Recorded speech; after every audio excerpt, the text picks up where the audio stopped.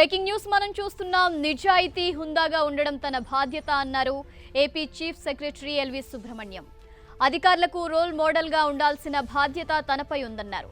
AP సెక్రటేరియట్లో నిర్వహించిన civil services day వేడుకల్లో పాల్గొన్న ఆయన పలు సంచలన కామెంట్లు చేశారు. సివిల్ సర్వీస్ అధికారుల జీవితం ఓ క్రికెట్ మ్యాచ్ లాంటిదన్న సీఎస్, ఒక్క బాల్ సరిగా ఆడకపోయినా అవుట్ కావాల్సిందేనని చెప్పారు. ఎవరు రెచ్చగొట్టినా సహనంతో ముందుకు వెళ్లాల్సిందేనని అధికారులకు సూచించారు. లేదంటే ఉద్యోగం కోల్పోతామని హెచ్చరించారు. అలా ఉద్యోగం కోల్పోయిన అధికారులు తనకు తెలుసని ఆయన చెప్పారు. ప్రస్తుతం పాలసీలు డీల్ చేయాల్సిన సమయంలో అది వ్యక్తిగత లాభం కోసమా లేదంటే సమాజ ప్రయోజనం కోసమా అనేది గుర్తించాలన్నారు సిఎస్ఎల్వి సుబ్రహ్మణ్యం. మానవత్వం, దేశ సమగ్రత, రాజ్యాంగ పరిరక్షణే ఐఏఎస్ల అంతిమ లక్ష్యమన్నారు ఆయన. మరింత సమాచారం తెలుసుకునే ప్రయత్నం చేద్దాం. మా ప్రతినిధి విజయ్ చంద్రన్ అందిస్తారు. విజయ్ చంద్రన్,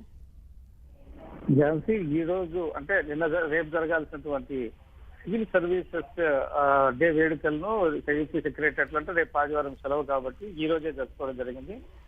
సిఎస్ ఎల్వి సుబ్రహ్మణ్య అధ్యక్షతన సివిల్ సర్వీసెస్ అధికారులందరూ కూడా ఈ సమావేశానికి హాజరు కావడం జరిగింది. ఈ సమావేశంలో ప్రధానంగా ఎల్వి సుబ్రహ్మణ్యం చేసినటువంటి ఉపన్యాసం చూస్తే కనుక ఆయన ఒక వేదాంత ధోరణిలో మాట్లాడినట్టు మనకు స్పష్టమవుతా ఉంది.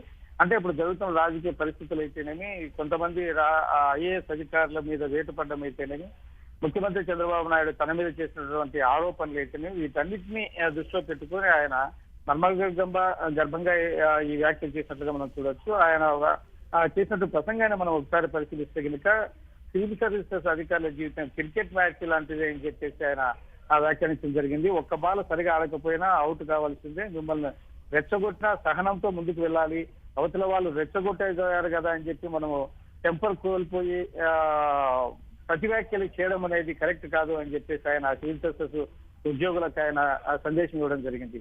ఒకసారి సివిల్ సర్వీస్ ఉద్యోగంలోకి వచ్చాక అది లాంగ్ టర్మ్ గేమ్ లాంటిదని గుర్తించాలని చెప్పడం జరిగింది.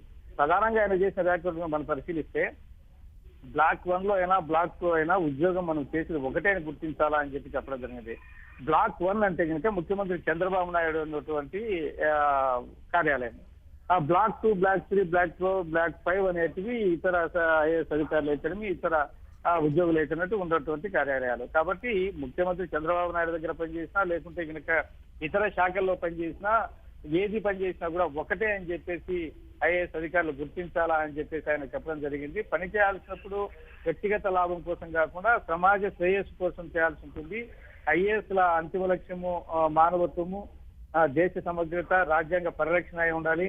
సెక్రటరియట్ అనేది సివిల్ సర్వీసెస్ ఉద్యోగుల అధికారుల హబ్ లాంటిది కాబట్టి ఇక్కడ సమావేశం జరపాలా అని చెప్పేసి ఆయన చెప్పడం జరిగింది. అంతేకాకుండా సివిల్ సర్వీస్ ఉద్యోగాలందరికీ కూడాను ఈ సందర్భంగా ఆయన చేసినటువంటి ఉపన్యాసం ఏదైతే ఉందో అది వాళ్ళందరికీ కూడా అంటే ప్రస్తుత రాజకీయ పరిస్థితులలో సివిల్ సర్వీసెస్ ఉద్యోగులు ఏ విధంగా నడుచుకోవాలా అనే దాని మీద ఆయన చెప్పడం జరిగింది అని మనం చెప్పవచ్చు. ఎందుకంటే చీఫ్ సెక్రటరీగా ఉన్నతాధికారులకు రోల్ మోడల్ గా ఉండాల్సిన బాధ్యత నాపై ఉంది, నిజాయితీగా హుందాతనంగా ఉండాలా అని చెప్పి కూడా ఆయన ఈ సందర్భంగా చెప్పడం జరిగింది.